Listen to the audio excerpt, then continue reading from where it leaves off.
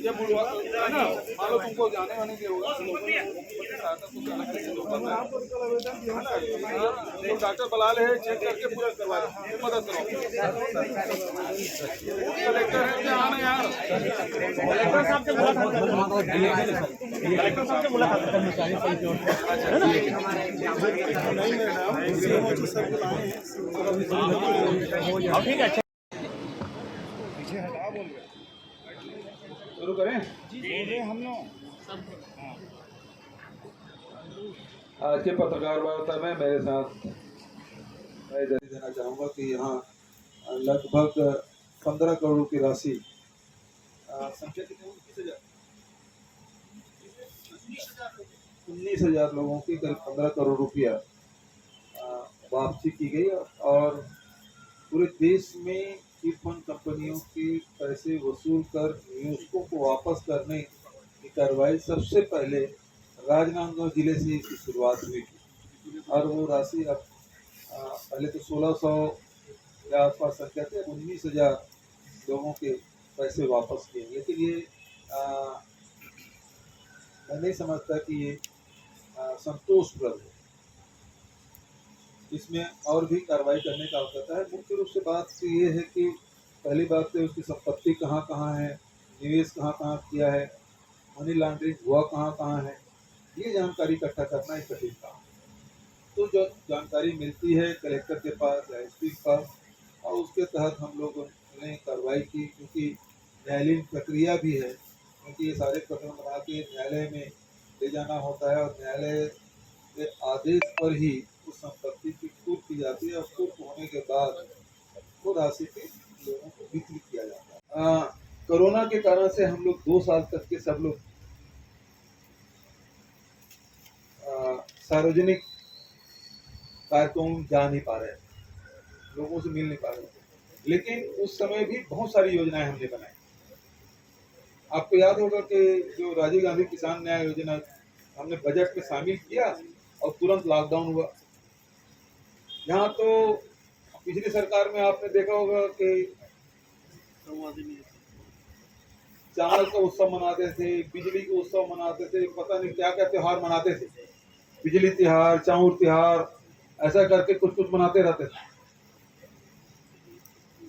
लेकिन हम लोगों ने इतनी बड़ी राशि जो लगातार 4 साल से दे रहे हैं, तो हम लोग तो उस समय तक ये था कि वर्चुअली सब किए, कार्यक्रम जो हुआ वर्चुअल हुआ, उसके खाते में पैसा गया, डाल दिए।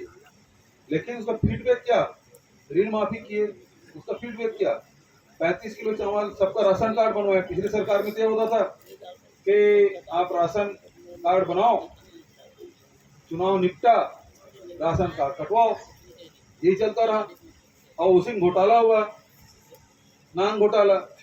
रमन सिंह जी जवाब नहीं दे रहे हैं, उसमें सीएम मैडम कौन है, सीएम सर कौन है, और क्या केवल 2-4 महीने की जांच होनी चाहिए। जब से योजना चालू की है हमने कहा एसआईटी गठन किया, बस शुरू करो इसकी जांच, जो गड़बड़ है। तो रमन सिंह धर्मलाल कौशिक तो जाके पीआईएल लगवा दिए। अब इसमें पीआईएल क्या हो सकता भाई, यदि भ्रष्टाचार की जांच करना है तो उसमें पीआईएल लगा दिए। और उसके बाद अभी जांच रुकी हुई है।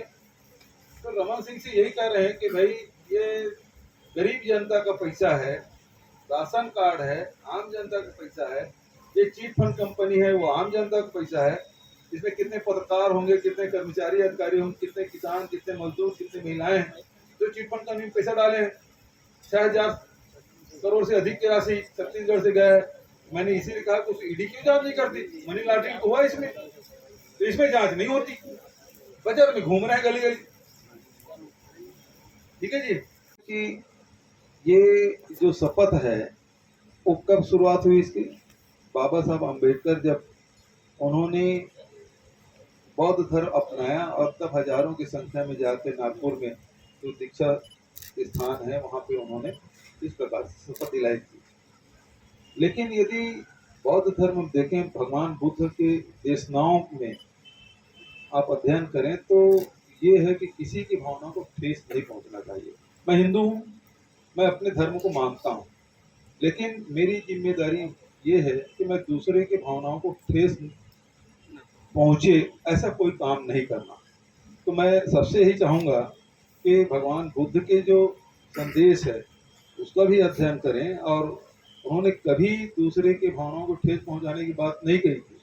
तो जब मैं ये चाहता हूँ, और कांग्रेस पार्टी भी एक ये सिद्धांत है कि हम अपने धर्मों को माने और दूसरे धर्मों का सम्मान करें, तो दूसरे की भावनाओं का हमको ध्यान रखना चाहिए। तो इस प्रकार से कोई कृत्य न हो जिससे दूसरे का की भावना आहत हो। डाउनलोड करें अमर उजाला ऐप और पाएं खबरें लगातार। अगर आप ये वीडियो YouTube पर देख रहे हैं तो हमारे चैनल को सब्सक्राइब करें और बेल आइकन को दबाना ना भूलें। अगर आप Facebook पर ये वीडियो देख रहे हैं तो हमारे पेज को लाइक करें।